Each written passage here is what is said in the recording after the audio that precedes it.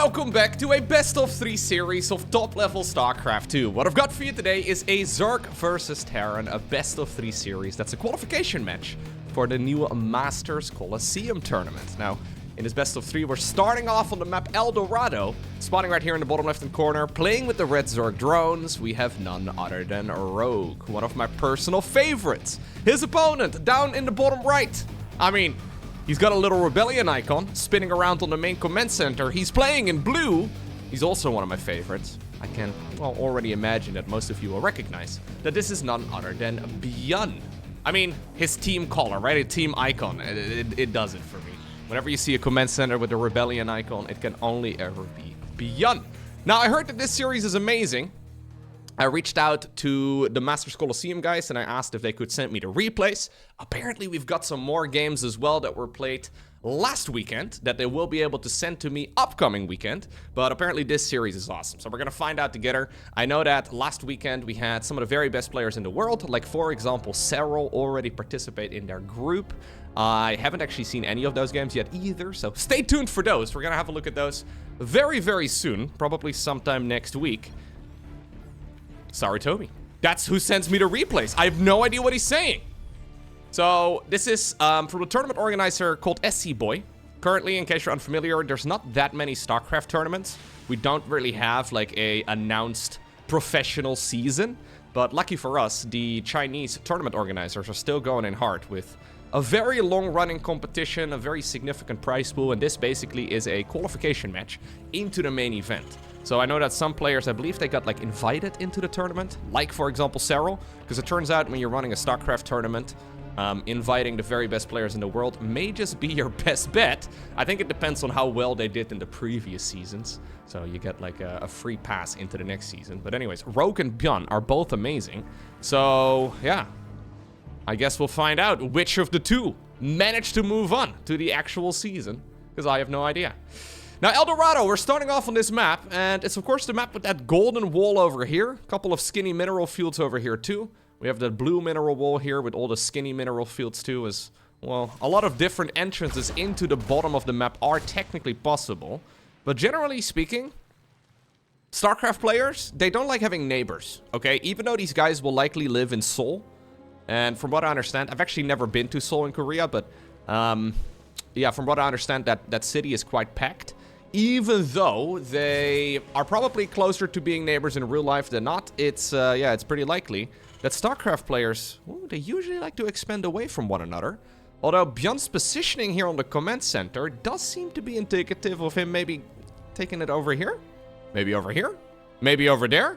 Could still fly it over here too, though. We'll have to keep an eye out, but expanding in each other's direction is always a bit of a dangerous play. So far, though, nothing all too crazy. It's a triple CC opener right here for ByuN. We'll go for a tech lab right now together with a reactor on the factory. You can go for the big switcheroo and start up some Banshee production here in just a moment. In the meantime, Rogue going very quick triple hatch. So this is a little bit more noteworthy. Extremely late gas geyser. I would imagine that he wants to go for a quick roach warren because of it, because Zergling speed is going to be very late. We do have 6 links, but no Zergling speed anytime soon, and there it is. A roach warren is indeed going to be the weapon of choice. This is very much so the I don't want to die to stupid stuff build. It's still very easy to die when you're going for a roach play, but as long as your roaches are out at the appropriate time and you actually have them in position, it is usually a little bit easier to defend any of the Terran's aggression. At least compared to Ling Bane, it's relatively easy. The problem with Roach Ravager is that it falls off the longer that the game goes on, whereas Ling Bane, oh, is always a viable option. You can stop firing now! Okay, jeez. He knew where that creep tumor was, so he parked a Reaper on top of it and used the Hellion splash damage to kill it. Cute little trick right there by ByuN. Okay. By the way, I noticed a little bit of a bug on this map. I don't know if anybody has ever noticed this before, and it's completely irrelevant, but remember in the PTR version of this map, the mineral fields over here at the bottom were all blue. And the rich mineral fields on the right side of the map are still 10 minerals in total, aka 2 trips for a blue mineral field. However, the ones on the left, oh, they have been updated to 14. Now, I apparently needed to rush that out because Rogue decided to mine out those last skinny mineral fields, but the skinny mineral fields on the left have 14 minerals in them each. Whereas the ones on the right only have 10 minerals in them each. Huh. It's actually, considering the amount of mineral fields and considering it takes an identical amount of trips, it is actually a slight advantage to spawning on the left side. I think they just wanted to make the minerals gold to make them a bit more distinctive, and then they somehow didn't adjust the whole thing. That's the Blizzard quality we've come to expect in 2024. Okay, no, sorry, that's mean. Anyways, we've got ourselves a lair. Sorry, I'm very salty as a StarCraft player, okay? I gotta bring this out every once in a while. If we find ourselves in a game where it comes down to the 100 minerals, right? If the game really goes the distance and Rogue is gonna find himself with like 100 minerals more, we all know what happened. Unplayable. It's gonna be 1-1 right here for the Zerg player. We have barracks number 4 and 5 coming up right now for ByuN. Double upgrades for him as well, so this is not going to be a transition towards Terran mech or anything like that. It's gonna be Roach Ravager going up against Marine Tank. Ooh, and a Nidus network already. Interesting. So he's decided to go for another base over here at the bottom, meaning that this gas geyser is going to be off limits. He's got 2 over here, so effectively what he can do is mine 6 gases and then get, I mean, like, how would we math this up? So this is 6 mineral fields. It's just really 4 bases worth of economy here, just for the mineral count. He's going to transfer 12 drones to it immediately. It means that he can power out a lot of roaches and zerglings, but he doesn't have a lot of gas to make a transition towards a ton of Ravagers. I think these 3 Ravagers are likely going to be just it. But 3 Ravagers is enough to kill a Liberator, a Siege Tank, a Banshee, pretty much anything. So as long as you keep just 3 of them around, you should be able to hit the opponent in the face quite nicely. And ByuN does not see, this one corner of the main base. He's got plenty of units, but he has no idea that the worm is being inserted. Yeah. And that is a surprise for ByuN. He now sees a little bit of creep, and he will also see the roaches. We do have an attempt here at the front too. The rest of the roaches are likely going to be sent on down towards the left side of this engagement once more. In a straight-up fight, these roaches are going to be pretty damn good. Although the siege tanks from the low ground can apparently help out. This is still a lot of Marines, though. A couple of the roaches are not quite participating in this fight. It looks like we had an attempt at a run-by there as well. I think that must have been those leftover Hellions, if there still were any. Starport is going to go down, it seems, or at least it's going to start burning. Nice attack right here for Rogue. Lovely push. Now, it's not going to win him the game, I don't think. Oh, he's got different plans. I mean, you do have to lift the CC. Yeah, he just wants to park his army here, I think. This is a strange contain from the inside out. CC does live. That's important. Keep in mind that a lot of the Terran's production is still over here too. So he's just trying to push this all away. Rogue's still making roaches, by the way, rallying mostly to the front. Just trying to be annoying. I wouldn't mind an infestation pit or a baneling nest or something along those lines. Because we have all seen ByuN play very annoying games from this position too. Now maybe Rogue is going to be able to close it out here though. Okay, he's also moving in at the front, and this is a great attack. One siege tank has gone down. I mean, this is a full surround on that one. 8 kills on both of those tanks. 4th command center does get cancelled. But that was still a lot of losses on the side of the Zerg player, yeah. 63 roaches in total for 23 Marines. Pretty darn good trade right there for the men with guns. 30 SCVs also have gone down, though, and obviously, well, ByuN doesn't really have a whole lot here anymore. Rogue is going to try and see if he can punch his way through all of these Terran structures right now. It's honestly a little ambitious. He's gone into 2-2. His economy is decent, but it's not much better than that of the Terran player. I actually think if he pushes here, it's a mistake. Let's see. Those siege tanks are so good. 5th siege tank joins in. Is there enough? Maybe the Zerg player can overwhelm this? No.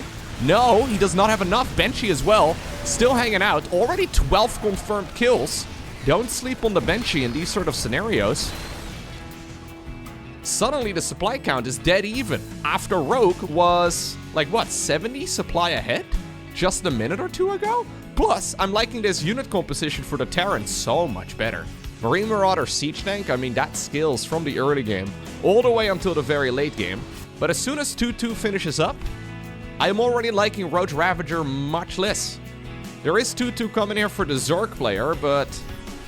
I mean, especially if he's still on Roaches when 3-3 goes down for Terran. I mean, he's gonna be in a world of trouble. There's also about like a 45-second advantage or so on the Terran's upgrades compared to the Zergs. So if Rogue decides to do another move, I think we can call this officially a Terran advantage at that point. Honestly, I think it already is a Terran advantage.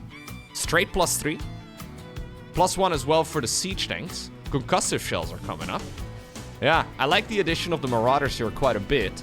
They make very quick work of, well, any sort of roach play. ByuN is going to attempt a planetary fortress here, I think, which is a great idea. Rogue in the meantime, though, look at these guys. I was talking about how they didn't like having neighbors, but they want to be right next to each other, man.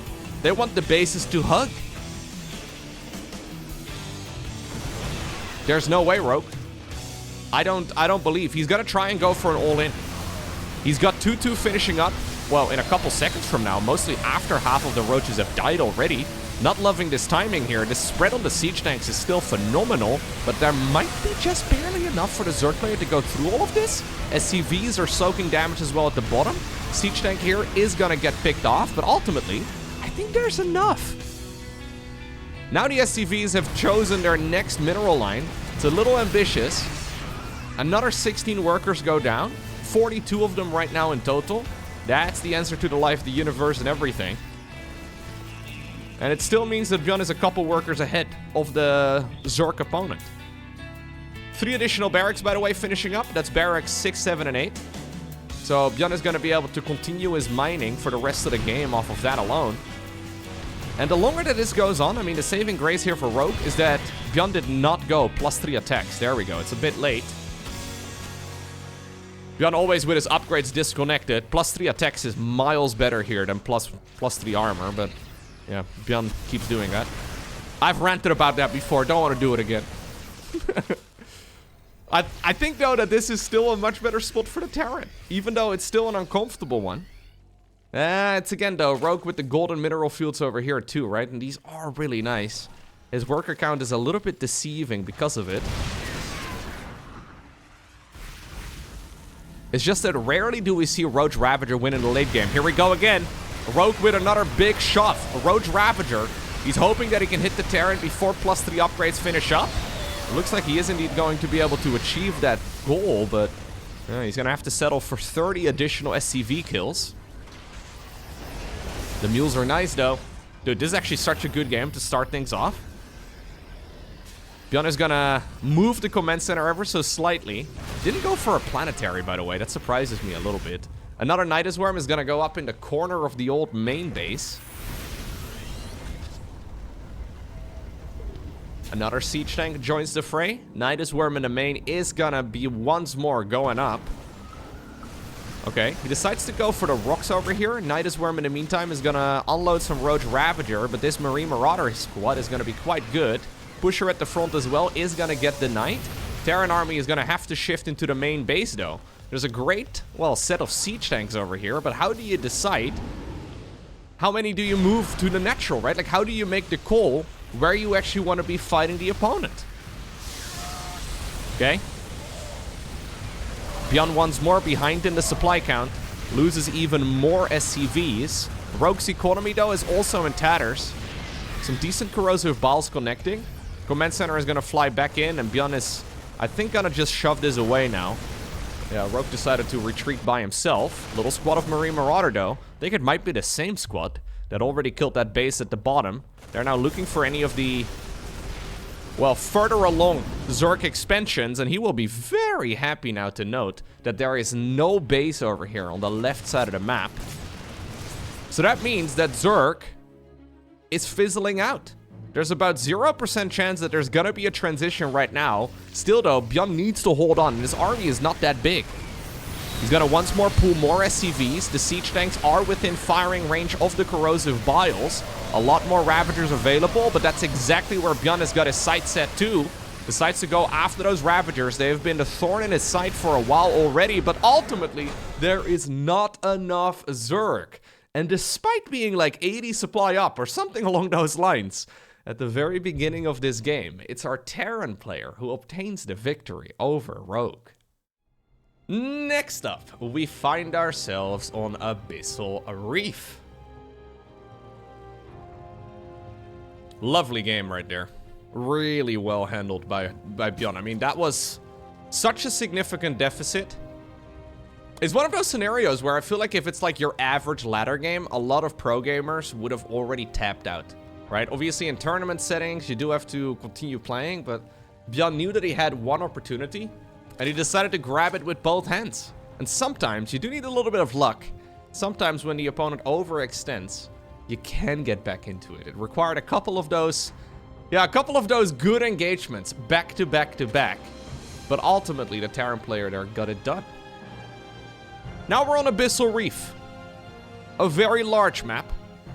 But you know what? If you get bored on Abyssal Reef, you can always go collecting shells.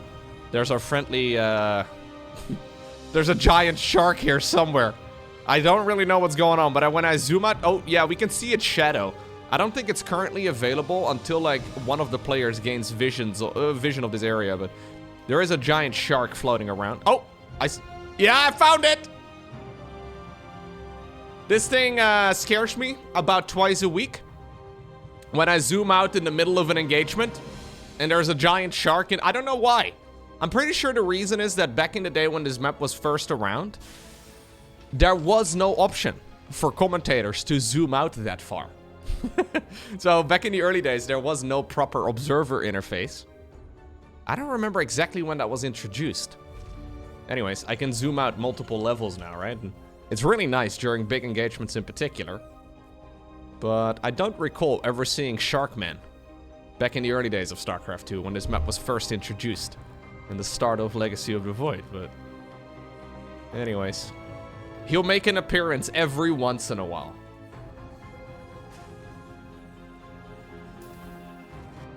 It's once more a gasless opener here for Rogue. So it's triple hatch gasless. Isn't it funny how like the new multiplayer balance patch has really shifted the early game a lot? We seem to have two opportunities right now and really like two camps of Zerg against Terran in particular. Where on the one hand you have that Elaser-esque style that starts off with like 3 queens and much faster tech. And then apparently we have this new thing over here where you pretty much skip link speed until super late. And you go into a lot of hatcheries right from the get-go. Yeah, so the hatchery is 25 minerals cheaper. The queens are 25 minerals more expensive. Meaning that this expansion is slightly faster, and this expansion is then, well, even quicker still. Not much that the Terran player can do about it. I wonder, though, if this is going to bring back the good old proxy barracks. Proxy barracks, at least in the previous balance patch, not a very popular build at all, where the Terran player goes for like 2, maybe 3 barracks on the other side of the map. I've got a feeling you can hard counter a triple hatch opener just by building a bunch of barracks on the other side of the map and just building a bunch of Marines. Maybe even Reapers. I guess only time will tell. This is like the vicious cycle of greed in StarCraft 2. Where players figure out the greediest way to play, and it turns out the greediest way to play oftentimes, well, just straight up loses to the most aggressive version of play. This is the type of stuff that in my mind only works when both players decide to play the macro game. And I wonder if there are just straight up hard counters to this sort of shenanigans. I'm hoping here that Rogue wins game number 2. So we get a game number 3. And I wonder if Rogue decides to go for the build order again in that case. Because there's a good chance ByuN would hard counter it. Anyways, it'll be a roach start here. Once more Stimpack. Hellion Banshee, triple CC. We need to go Orbital Command here. Hello, ByuN.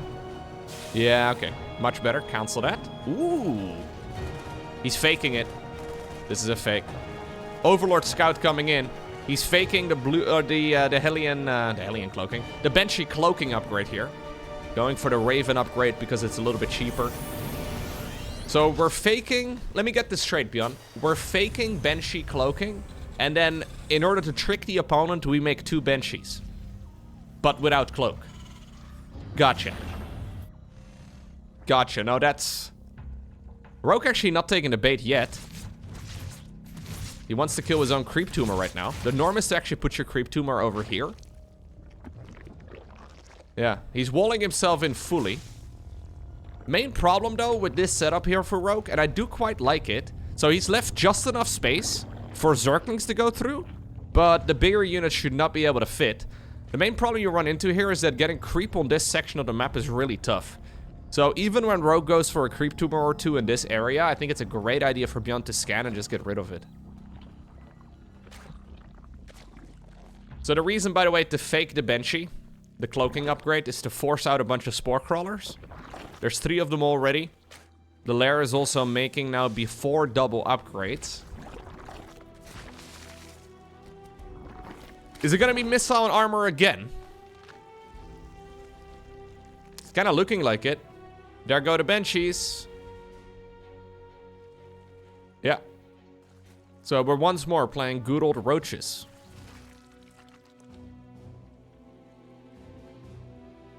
Look at this, man. Even the Abyssal Reef is polluted. God. We're a scourge. We're an invasive species. Even in the video games. Alright. Well, this is one way to control your Banshees.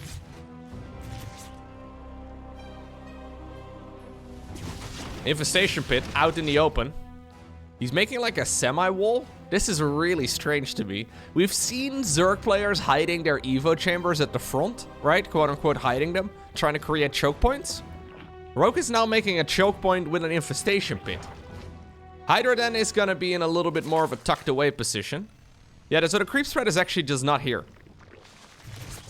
Oh, that's an easy snipe if he moves back up, but he knows the roaches are nearby. Okay. Hive coming up. +1/+1 just about to finish here for ByuN. So far, though, this is all very standard. Second factory coming up. We do have an armory here. Armory before the 4th command center, so we'll have to keep an eye out. Wow. Second supply block right here for ByuN. Lucky for him, he can drop supply depots out of the high heavens at the cost of a mule.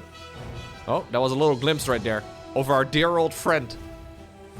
I saw a little flicker of our dear old friend Shark, bro.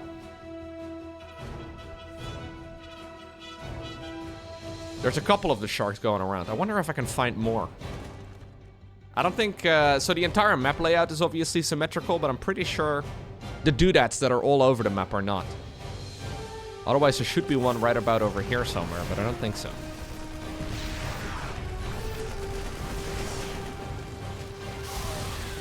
Couple of siege tanks here. There's already Hydras in the mix, though. That's an expensive snipe for a single tank. Rogue doesn't really have the opportunity to move off creep very much, because he just doesn't have any of the real important upgrades for that sort of thing yet. He's really just trying to make sure that the siege tank here is not just going to be a nuisance. We have a Hellion run by. Hold up, how did they get in? Did they just drive by? Oh, really? ByuN is treating the map like a racetrack. Lights out and away we go. Formula 1 Abyssal Reef is underway. Well, ByuN is not going to be able to complete his lap with any of his cars. 7 drones is still pretty good, though, for a unit that was going to run out anyways. Pretty sure what happened there is ByuN just set his rally point, and the units took the fastest route there. Could have picked out any of the other targets, but fair enough.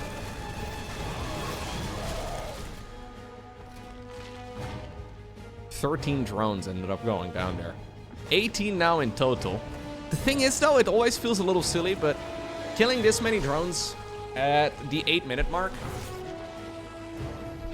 it's just not really that important anymore. Like, Rogue already has his gas geysers, and that's the main thing that he needs at this point. Obviously, you can't lose too many workers, but as long as you can go for your hive and you can go for your upgrades, like, Rogue already got what he came for. He can replace any of those drones, and there's not really any timing attacks anymore. That's the main problem you run into right now. Generally, in the early game, when you kill a lot of drones, you can kill the opponent. As we do have a YOLO drop and a half over here from ByuN. Okay, how much damage can he do here? Vipers? Misrelied. One Viper going down. Blinding Cloud saves the second. Transfusion as well. Rogue decides to push this away. Generally, if you kill like 18 workers worth of, well, damage in the early game, right? You can follow it up with a timing attack. But when you already have lurkers out as the Zerg, it feels pretty nice. At least you feel pretty much unkillable, you know? Like, it's doable, but your opponent needs to respect them. And as long as you have them in the right position at the right time, you do really feel powerful. Like, this is the scariest... Okay. Okay. This is the scariest part of the game, mostly over right now, as far as macro goes, for Rogue.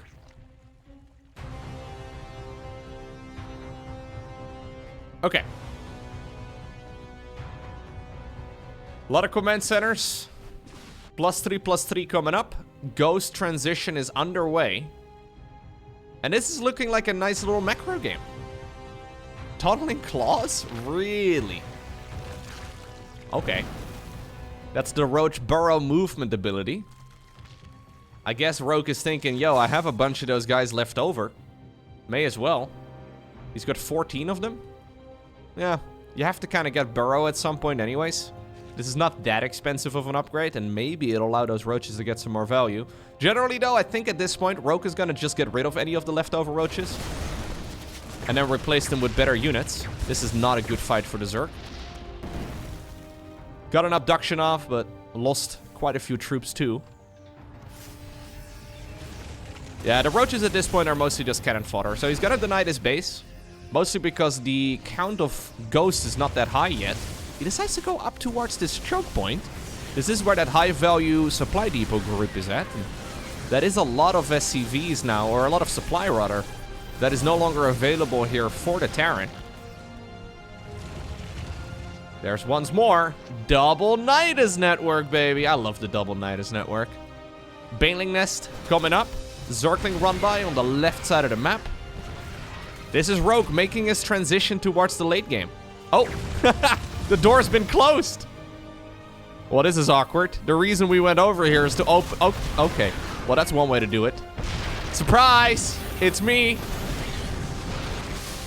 Rogue originally wrapped his presence here, but then he decided to just, you know, unwrap it himself. It's like me when I was 6 years old, trying to show my mom what I got her for Christmas. It's okay. It happens. And there's the Mass Overseer style coming up. Yeah, so I'm assuming we're gonna keep making Overseers here. We're gonna keep making these little annoying guys. And we're gonna try and put double Nidus Worm whenever the opponent does not recognize that some of them have slipped through the cracks. This is only something Rogue does. And it still blows my mind, because he makes it look so good. So he goes Mass Overlord at this point. He adds on additional Overseers, and he just sends in the Changelings. And since the Changelings don't have any obvious indicator, like you actually have to click the unit. There's an Overseer here too. Try to make it fast, okay. Does find enough space here to put down the double worm. ByuN is going for a counterattack in the meantime on the other side. It's such a strong late game, though. I'm really liking this. But none of the other Zergs are messing around with it, so I'm inclined to say it's not amazing, but I don't know. Nice attack here, though. Nidus Worm in the main base is being killed by SCVs and a siege tank. Okay. We're at 20 Overseers. Honestly, not bad. Nidus Worms are going to be all over the map. And Rogue is going to connect everything. Yeah, Rogue is trying to unite the entire map. How beautiful is that? Now, he's uniting the world by killing any opposition. But he's still trying to make sure that everything is connected. And I think that's beautiful, all on its own. ByuN is slowly making a transition towards Ghost Mech now. So rather than sticking around on Marine Marauder Ghost with Siege Tank for support, it seems to me that the Marines and the Marauders get to enjoy retirement. Well, at least when they die. they get to enjoy retirement, which I guess all of us get to do when we die, so, you know, there's that. Anyways, when these guys go down, other than the ghosts, they will be replaced with higher technology units. The cloud of overseers, man. There's just like this giant shadow looming from the left. Alright. Rogue doesn't really have that much gas, though. Like, he just spent a lot of it, fair enough. 15 additional lurkers. We have the double luxury upgrades coming up for the Terran player. That's the type of stuff when you're a Terran millionaire, a mineral millionaire. That's the type of stuff that you do. Here's a changeling that slipped through the cracks. Here's a marine that's stuck. There's a whole load of changelings actually pretending. Look at them taunting that one guy stuck behind. Oh, he just used Stimpec. What a guy. That marine is on a control group with some other guys. Curious. Double Nidus. You know what's better than one Nidus? Two Nidus. You know what's better than two Nidus? Maybe we should have gone for a third, because I think he would have been able to finish one of them. Honestly, the sky is the limit when it comes to Nidus worms. Dobby spotted the same marine. Wait, did he get... No. What happened? He helped out. What happened to this guy? What? You monster. One confirmed kill. One confirmed kill.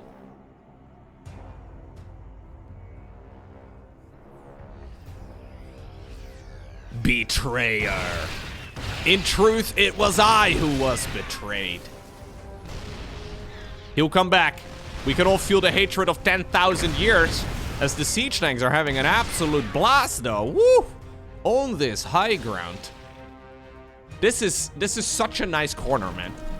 Yeah, this is where ByuN has decided to take his little Terran camping trip. We're hanging out on the high ground and we are shooting Zerg in a barrel. No Nidus over here. Or, sorry, no Vipers over here. I think he just realized that, too. Needs to bring a couple of those bad boys to the front. Hellbats are now also joining in, by the way. Smart Servos coming up. Infernal Pre-Igniter coming up. That's the Blue Flame upgrade. That Marine spawned stuck. Like, he's been stuck ever since he stepped foot out of the barracks. After years of training.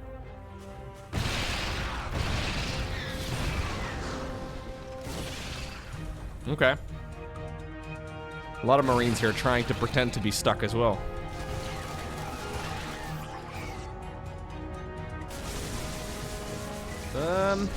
It's a little bit awkward here. Double Spire coming up right now for Rogue. I have seen Rogue do like a weird mass muta transition in the ultimate late game. Because I don't think you go Brute Lords here. I think Brute Lords are honestly garbage.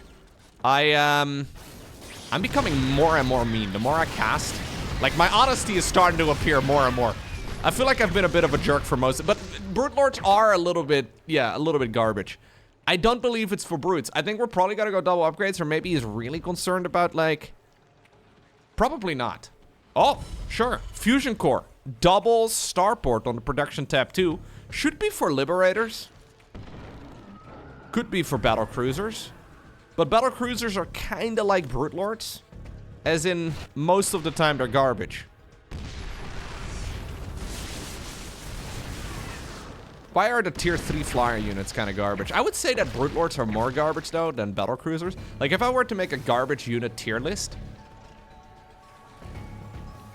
I would say that the Brute Lord is S tier, and I would probably put the Battle Cruiser as like A tier. But anyways, it's like a reverse tier list for good units. Rogue is taking the entire map. He's trying to just gobble up as many of the mineral fields as possible. There's still one base that's currently unoccupied. But rather than being super aggressive with the Nidus worms and the changelings, he is mostly just trying to gobble up all of the resources. ByuN has currently got his ice set over here. And after that, we will likely see an expansion in that direction. But it's still a while until Terran's really gonna figure this sort of thing out. He needs to go and deny any of those Zerg expansion, because the longer that this goes on, the more money Rogue is gonna be able to gobble up. This is one of those spots where as a Terran player, you feel super rich. Like, you can make whatever army... Hey, what's up, dude? Hey, how you do? Okay, you can make whatever army you like, and you can afford whatever unit you want to build. The problem is your opponent might be even richer. Like, there's always a bigger shark. Now, these fights are not great, though, for Rogue. Yeah, losing a bunch more minerals and gas so far than the opponent. We're going for the 19-minute Reaper. He wants to get stuck as well. I've seen that movie. He's rallied right over in that direction. All right, it's a curious play. I will give you that. Oh, all right. Let's go for that. Yeah, Ghost Academy coming up. And we're going to go for more and more command centers. Look, there's a point where you don't want to build command centers anymore, man. We're going up to what seems to be literally a dozen orbitals. And orbitals are great because you can save for college and make sure that your kids will never have to mine minerals either, but there's a point where the map mines out. And I always wonder, like, when you go up to 12 orbital commands, they're 550 minerals each. They're expensive. It's a lot of minerals down the drain, and it explains at the very least the difference in bank right now. Rogue doesn't have to worry with that sort of thing as a Zerg player. Obviously, the main use case, though, for the orbital in the late game is the constant scanning that we see. Like, you can basically disable the fog of war. And that's nice and all. Look at this guy. 2 command centers racing each other for who can land over here. I don't know if this is a good play overall by ByuN. Like, I'm just a little concerned, because he's not really making moves to even mine 50% of the map. He's making moves to mine, like, a third of the map. That's kind of the general vibe here. And in the long run, Rogue should come out ahead. Rogue can take this base easy.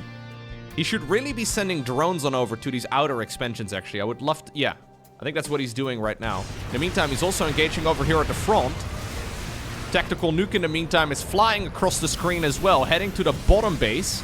A lot of siege tanks have been cleaned up here. 33 Muta transition! Oh my god, he is doing what I thought he was doing. Drones are going to be able to run away, at least the majority of them. A couple of them do get caught in the radiation, the fallout of the tactical nuke. Look at this little guy. Running away, man. Doesn't even carry his gun. Alright. 33 mutas, though, is a wild transition. We're going mass mutas to try and catch the Terran player off guard, and ByuN sees it. ByuN really needs to fire up Thors immediately, and that's what he does. Thors are absolutely critical here. Keep in mind that the Thor change did not go through. It's one of the things that would have prevented this sort of transition in the late game. The Thor change that was proposed from the new multiplayer balance patch did not come out. Is this still the right call, though? Because as we all know, mutas... I mean, I wouldn't put them in the garbage tier list very high up, but they're still not at the bottom end of things. That's a lot of siege tanks, though, man. And when you suddenly appear with 33 mutas, you deal a stupid amount of damage. Thors have splash. Liberators have splash. Marines can shoot up.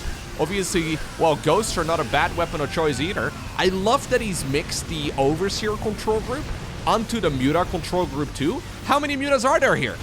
As a Terran player, look at this. As a glance, how many mutas are there? I would say anywhere between 10 and 50.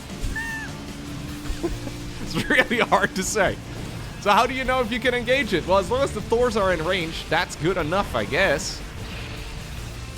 It's a lot of mutas, by the way. He's adding on more.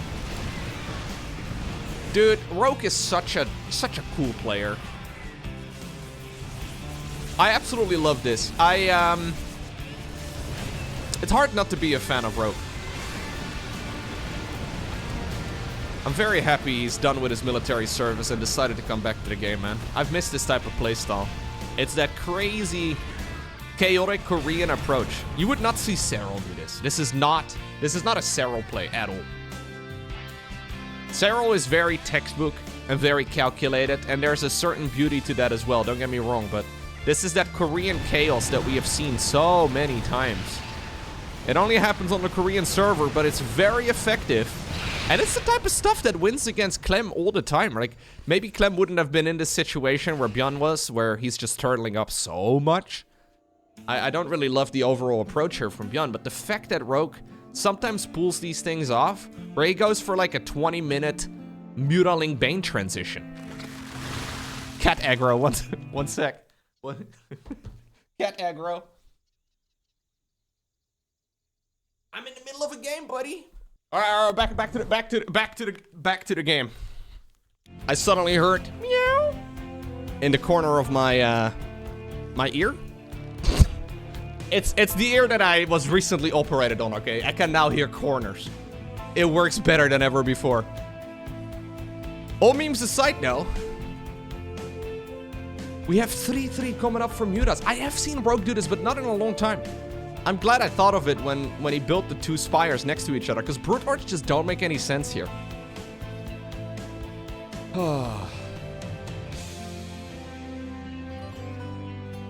Super cool. Yeah, Rogue is the monster that's hiding under your bed. Very scary to play against. Liberators! Oh my lord! Oh my god! Bro, what? Liberators deal splash damage, by the way. Sorry, can we look at that again? That was 12 Liberators versus 31 Mutas. There were parasitic bombs there too, so Rogue was looking at the fight. Look at this, look at this, look at this. Oh, dude, that's so much better than I thought it was gonna be for the Terran. Woo! Okay, well, that's the age of the Muta over. Maybe Rogue is the monster under your bed, but ByuN is the monster in your head. That was suddenly over. The Overseers, by the way, are the only things still alive up in the air. And the Vipers, sure, but these 29 Overseers are surprisingly tanky. 200 HP, by the way, on an Overseer. Feels like a lot. Spending so far, you can tell here that Rogue has spent a lot as far as army goes. ByuN really needs a new base. Look at the bank. Yeah. This is not looking all too great right here for the Terran player, who's now no longer going for the plululip as much. He instead wants to go into all of those mules now. But have those copious amounts of command centers really paid for themselves? He's built so much infrastructure. If you look right now at the structures built, look at all this stuff. That's obviously one of the really big advantages that Zerg players have. They just don't need that many things. I mean, he needs hatcheries, sure, but they're not... They feel a lot more reasonable, right? Like, he's built the majority of them at bases, and he's already got future outlying expansions that normally would be for the Terran taken as well. Here comes Rogue once more, EMPing Overseers. He's just throwing the Overseers on top of everything. Well, nice splitties right here by ByuN, though. Negating a lot of the splash damage. A Corruptor transition is also coming in. Rogue actually lost so much there that he's running out of gas. We're not quite there yet. Looks like the infestation pit from the early game, by the way, did go down. He's making a new one right now. This is actually surprisingly playable right now for Terran. I mean, it's still not easy, but if you can win... 14 swarm hosts! Stop it, Rogue. I mean, it's kind of good. The entire Terran army is siege tanks.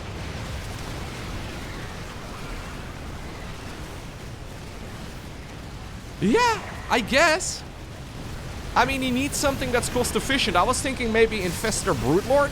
Like, that is where the Brute Lord is pretty good.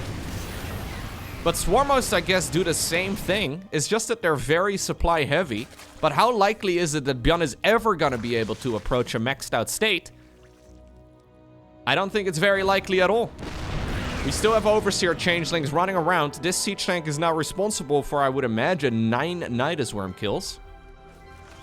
He used to be best friends with Jimmy. Never forget. Oh my god. And this is where ByuN realizes he's super screwed. Like, he needs to max out. The best counter that Terran has against Brute Lords is making a giant army and well, marching across the creep. But ByuN is broke. I mean, I say that. That's gonna... Well, maybe for the first time in, like, a long time, he's gonna have a little bit of a spike going up, maybe, potentially. Nah. Mules are good, but not quite that good. What a game. What a game. We might be witnessing the final attack here, although I say that, the majority of the Terran units are actually still going in hard. Rogue doesn't have much gas anymore, and that has me a little concerned. He's got a lot of minerals, and he can mine more gas if he wants to. He's just not really focusing on it. Orbital Command is gonna go down. We really should be taking the gases over here. I think that's the obvious play. It's the last gas that he can take.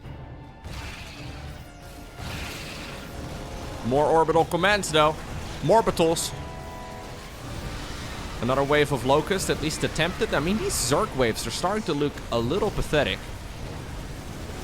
There are Terran units dying, but they're getting some of the best efficient trades that they could ever get. Rogue actually needs to be kind of careful. He has this game in the bag unless he keeps on YOLOing in. Basically, what he's trying to do is deny this base. Because he knows that this is the only thing that's ever going to bring ByuN back. So even if he trades like 1, 2, 3, right? He loses 3 times as much money as the Terran does on those attacks. As long as he kills this base and has an army, he'll be fine. Right now, he's doubling the Terran's army supply. He's doubling the entire Terran, actually. So the main problem here for Rogue is that he's got Swarm Hosts, and they just are very supply heavy. So they inflate that supply count quite a bit. He's fishing for individual siege tank kills. Going for a round of spine crawlers over here too. Curious. Yeah, I think overall this playstyle from ByuN though, not to be too critical, but I just don't think it's a winning play. I think it's something that works amazingly well on the ladder, but against the top level Zergs, they're gonna swarm all over you. Then again though, this is clear. It's very clear to me that Rogue is fighting for this win. ByuN has effectively not seen the other side of the map in like 20 minutes. He's just playing SimCity here. ByuN was a little disappointed by City Skylines 2, so he's decided to boot up StarCraft. But here we go. GG gets called, and that means we're going to the third game in this best of 3. And that brings us to Neon Violet Square. Final game in this best of 3. So it's another big map. It's another big macro map with the pocket expansion in the corner. We could be in for another long one. So the build order we've been seeing from Rogue so far is the full gasless triple hatch start. He can't keep getting away with that, right? Maybe actually on this map it's fine. Because you can take the third hatch over here. It's not really gonna be very attackable for the Terran, although usually Zergs will take this as their third base instead. The idea being that you kind of keep like, you know, it's like a little, like a piece of candy, you know, that you like kind of keep in one of your coat pockets, right? This is how Zerg players tend to treat this base. A little snack for a later time. But I do feel like the triple hatch start is really, okay, it's really greedy. And ByuN is responding to it. Not with building not by building a bunch of barracks on the other side of the map, but instead by going for a command center first.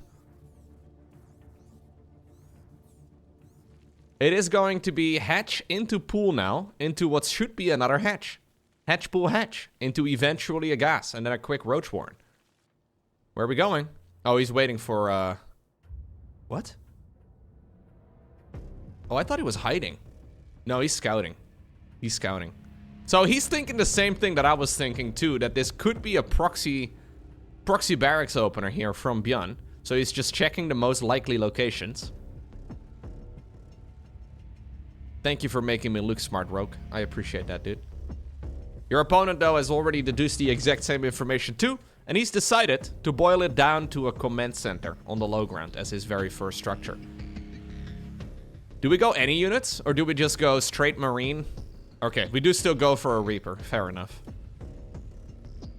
It should still be a quick triple CC start, but it is double gas immediately here for ByuN. So we have to keep an eye out on exactly when he decides to tech up.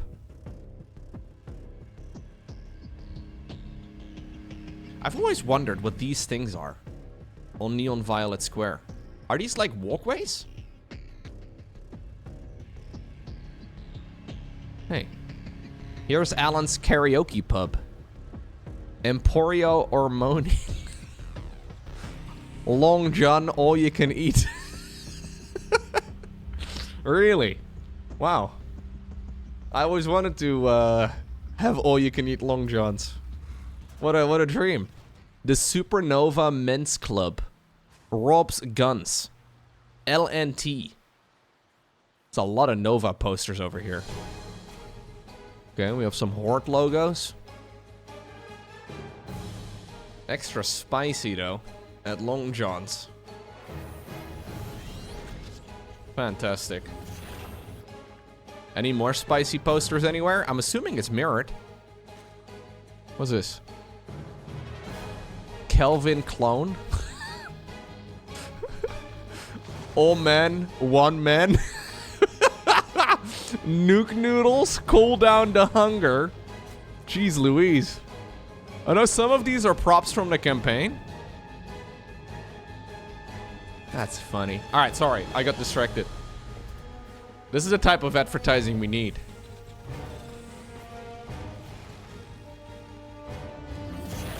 What is LNT?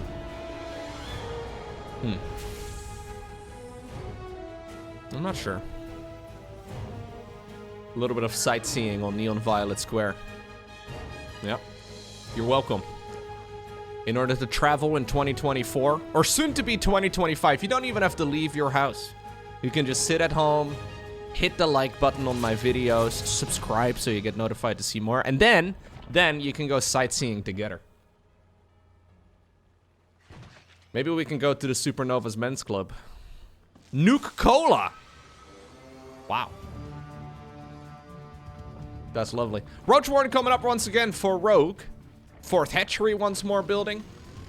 This is all very similar to the first game in the series, albeit one where ByuN is being slightly more greedy. So it seems like ByuN's general game plan is to sit back and chill.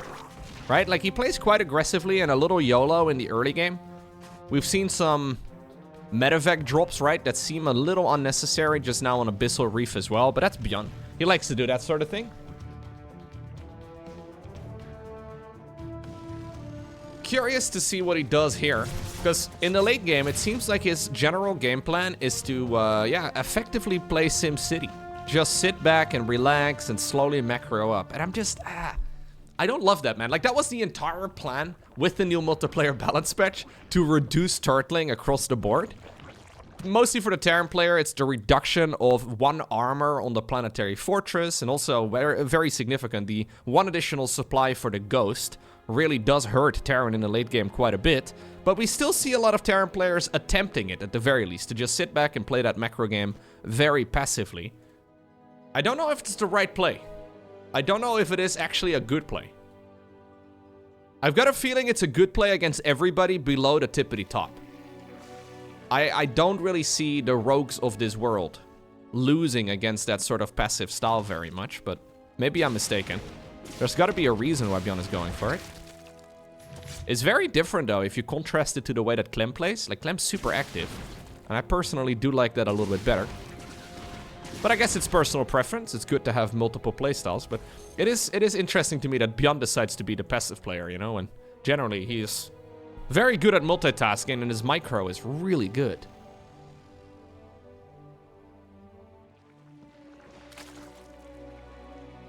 Oh, apparently... Where is it? Over here. LNT is a chain of businesses in El Sicaro on Tirador 9. During the Defenders of Man insurgency, several of their stores were destroyed in the conflict, according to the StarCraft wiki. Alright. That's the advantage of doing my YouTube casts live sometimes. In case you're unfamiliar, I've been doing quite a few StarCraft commentaries on Twitch. Shout out to Marco for finding the information about the LNT chain of businesses. We can get some direct feedback just like that. For those of you unfamiliar, I do stream pretty much every single day. Starting around noon, European time, Central European time. Which is early in the morning in the States. Late in the day. If you are on the Asian side of the world, or maybe in Australia, something along those lines. Either way, you're more than welcome to stop by. It's twitch.tv/LowkoTV. Lurker down already coming up right here for Rogue. +2/+2 as well here for ByuN, who is gonna go for the good old 8 barracks now. But this is an 8 Rex off of 4 command centers again, so it's not really all too crazy. It's not that committed. It's hard to attack on this map, though. Like, you can kind of go over here and maybe bait the opponent out, and this works well if there's, like, no Vipers. Do we have any Vipers? I think a couple of Vipers here is an absolute no-brainer for Rogue. 2 Vipers would go a long way. There's those Banshees again from the early game. Oh, careful. Overextension here from ByuN. No siege tanks? Do we have no tanks? Oh, no, what? Second factory is coming up right now, but we have 0 siege tanks. No Widow, yeah, 2 Widow Mines, I guess, but I don't really love Widow Mines here, if I'm being honest with you, and I don't really like the lack of factory units here across the board. It's playable. Yeah, it allows a really fast additional command center, and we are going to go into the Ghost Academy right now. So we are setting up for a late game, but how in the world are you ever going to play a late game if you don't have siege tanks? Matter of fact, drop YOLO straight to the main base. Vipers are now indeed available.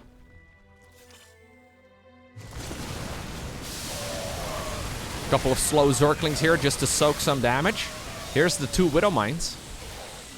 Matter of fact, drop in the meantime. There's only 1 of them remaining, so apparently it didn't go well. ByuN, why did we make second factory, but absolutely like no factory units until just now? It's gonna be really hard to hold an attack from the Zerg player if you don't have a proper back line. Because Rogue can just slowly leapfrog those lurkers forward, and this expansion on the low ground is toast. If he decides to set his sights over here, it's going to be very difficult for Terran to hold on. Now, he's making a lot of ghosts. So apparently that's what we're focusing on right now. He's got 8 Rex. 4 of them are pumping out ghosts. This is great if you can catch the opponent off guard, but lurkers are already here. Rogue has a lot of money here to add more lurkers. The reason he's not right now is because he's maxed. 1 Viper, ready to parabomb. Pew! Nice move. Good splitty there by ByuN in the end, but it was a reactionary splitty. Roach counterattack. This is mostly as a sacrifice. He doesn't actually want to go, or the roaches anymore. They're just here to be replaced with better units. He'll probably be making additional lurkers here. The entirety of the Terran army is forced to stimp back home. Looks like a bit of an all-army hotkey, though, because ByuN does decide to send some of them back. He goes after the NG Bay, and he shuts down the... Well, he got a little lucky there. The +3 attacks. Adrenal glands coming up. +3 armor coming up. Yeah, strategically, I'm just liking what Rogue is doing better. ByuN has a good army. He's got a good economy. I just don't really see how this army is going to be able to achieve much. Yeah, Rogue's thinking the same thing too. He's like, yo, I'm not even really concerned about making additional lurkers right now. Let me build some units that can't even fight. He decides to go for the Mass Overseer first.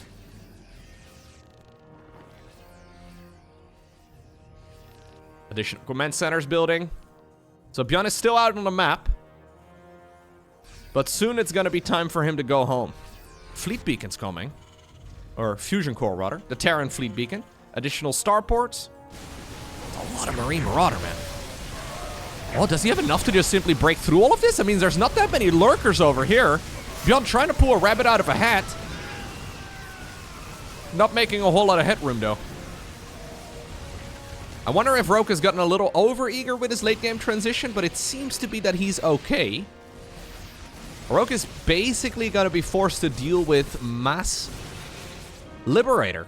That'll be the play. 5 command centers on the production tab. ByuN is planning for this particular game to go on for at least another 20 minutes. That's kind of the vibe we're getting here. He's getting additional late game stuff. But I think soon we are going to be chilling over on the Terran side of the map once more.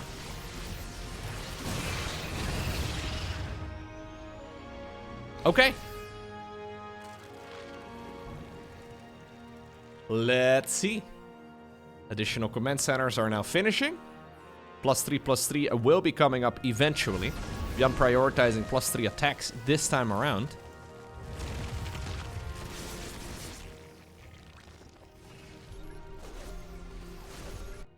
Oh, where are we going, buddies?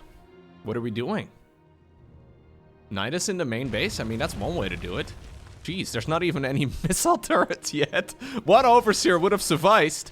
ByuN once again, though, all army hotkeying everything back. There's changelings all over the bases now. Attacking with SCVs, I mean, that's one way to do it. We have some Widow Mines over here, but the Widow Mines are also hurting the SCV count a lot. There's still Overseers remaining. There's still a whole load of Nidus Worms going down right now because of those leftover changelings and this very strange Overseer run-by. Dude, this isn't even Rogue's late game final form yet. We have never seen an Overseer run-by like that. This is a much more aggressive style right now from ByuN, and it's exactly what I wanted to see, but now that I'm looking at it, I'm not sure if I like it. Because this is extremely hard to deal with for the Terran here. Fight over here is not going well. I don't even think we have used Stimpec. A lot of the Terran units go down because ByuN is busy putting out fires at home. Yeah, his house is on fire. His vacation home was in trouble. Apparently there's a tornado at his third home. It's a bit of a problem. Here come the Overseers again. Hey guys, how do you do? Look at him sprinkling in a couple of changelings too. Just to sour the mood some more. Wow. Did he not? He did not GG. I don't think ByuN enjoyed that game as much as I did. Pretty sure he's a little bit upset. Either way, he's left the game. Rogue wins the series 2-1. And therefore, he manages to qualify for the Masters Coliseum. And I gotta be honest with you, he did it in spectacular fashion. Maybe ByuN made a mistake, and maybe it's a rage quit, it's hard to say, but hats off to Rogue. I really think what he was doing here was super cool.